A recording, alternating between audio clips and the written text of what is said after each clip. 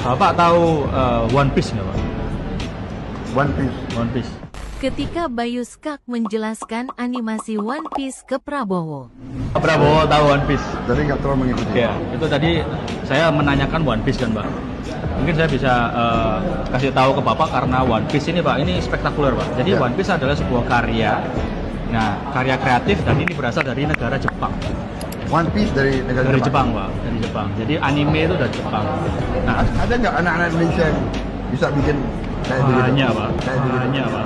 Begitu? Banyak, tapi kita selama ini tuh hanya menjadi tukang, Pak.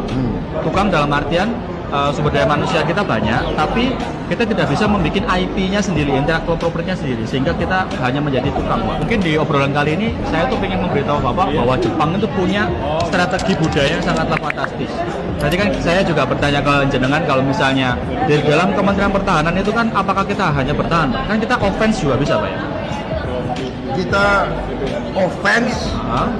dalam rangka Pengamanan negara. pengamanan, dalam rangka pertahanan. Oke, dalam rangka pertahanan. Jadi kita wawasan kita tidak mau mencaplok negara lain. Ya. Namun offense yang saya maksud adalah offense dalam bentuk kreatif, Pak. Karena itu dilakukan oleh Jepang. Yang saya tadi sempat ngobrol, Pak. Ya. Kalau misalnya Jepang itu dibom Hiroshima Nagasaki, dia balik ngebom Amerika itu nggak sama bom atom, Pak. Sama karya kreatif berupa Astro Boy. Di awal Amerika itu melihat bahwa ini cuma karya kreatif saja, ya udahlah nggak apa-apa. Tapi di dalam situ dimasukkan budaya-budaya Jepang dan anak-anak di Amerika akhirnya nonton 20 tahun kemudian mereka istilahnya itu sudah kena ekspansi itu tadi, Pak. Bahwa Amerika terjajah oleh Jepang tapi dalam segi budaya, sehingga sushi bisa berdiri di sana, restoran-restorannya, terus ramen gitu kan, karena yang mereka terapkan adalah, Pak, kenali, cintai, konsumsi, Pak. Itu ternyata seramnya dan dilakukan oleh Jepang. Korea Selatan itu baru-baru ini, Pak. Baru-baru ini saya pun juga sama, Pak, sama mungkin kebanyakan orang. Saya suka K-pop, saya suka drama Korea, saya suka anime.